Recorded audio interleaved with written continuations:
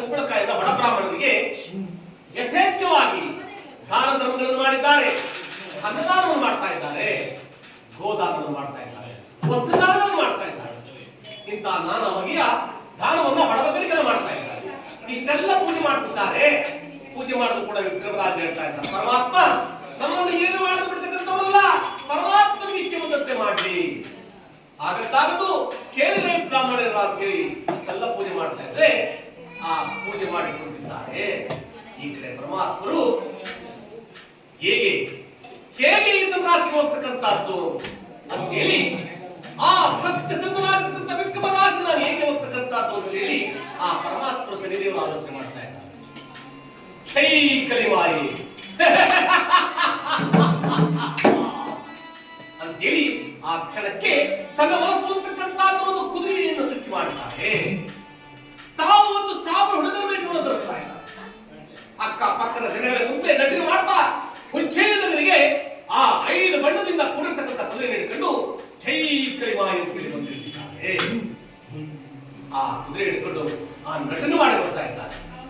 ಆ ಕುದುರೆ ಬರ್ತಕ್ಕಂಥ ಸಂದರ್ಭಕ್ಕೆ ಆ ನಾಡಿನ ಪ್ರಜೆಗಳೆಲ್ಲ ಏನ್ ಚೆನ್ನಾಗಿದೆ, ಏನು ಮುಂದಾಗಿದೆ ಕುದುರೆ ಅಂತ ಹೇಳಿ ಎಲ್ಲರೂ ಕೂಡ ಸಂತೋಷವನ್ನು ಪಡ್ತಾ ಇದ್ದಾರೆ. ಆಗ ಆ ಕುದುರೆ ಇಂದು ಊಟ ಬೇಕಾದ ಜನ ನಮ್ಮ ರಾಜರು ಈ ಕುದುರೆಯನ್ನು ಕೊಂಡ್ಕೊಂಡ್ರೆ ಸರಿ, ನಮ್ಮ ರಾಜರಿಗೆ ಇದು ಬಹಳ ಅದ್ಭುತವಾಗಿದೆ ಕುದುರೆ ಅಂತಕ್ಕಂಥದ್ದು, ನಮ್ಮ ರಾಜ ಈ ಕುದುರೆ ಕೊಂಡ್ಕೊಳ್ಳೇಬೇಕಂತಕ್ಕಂಥ ತೀರ್ಮಾನ ಮಾಡಿ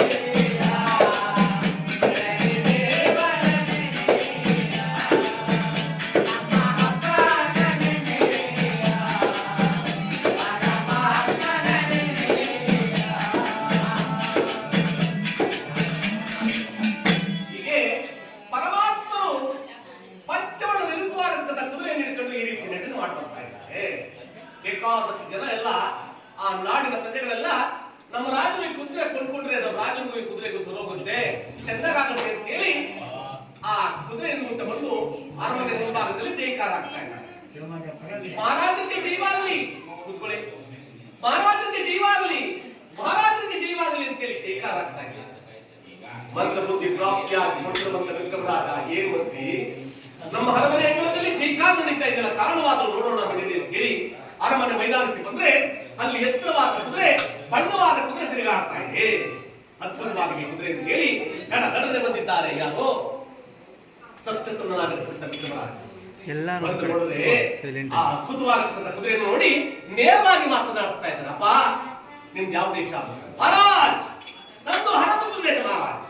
ಅಯ್ಯ ಏನ್ ಕುದುರೆ ಮಾರೋಣ ಅಂತ ಬಂದಿದ್ದೀರಿ? ಹೌದು ಮಹಾರಾಜ್, ಹೌದು, ಅದು ನಿಮ್ದು ಕಡೆಯಾಗಲ್ಲ ಮಹಾರಾಜ, ನಮ್ದು ಕಡೆ ವ್ಯಾಪಾರ ಅಂದ್ರು.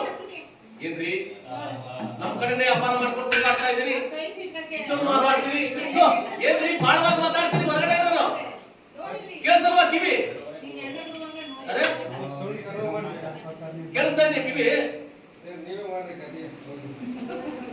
ಆದ್ರೆ